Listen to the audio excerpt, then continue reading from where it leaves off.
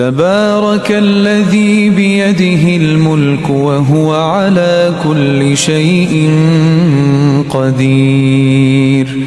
الذي خلق الموت والحياة ليبلوكم أيكم أحسن عملا وهو العزيز الغفور الذي خلق 7 سماوات طباقا ما ترى في خلق الرحمن من تفاوت فارجع البصر هل ترى من فطور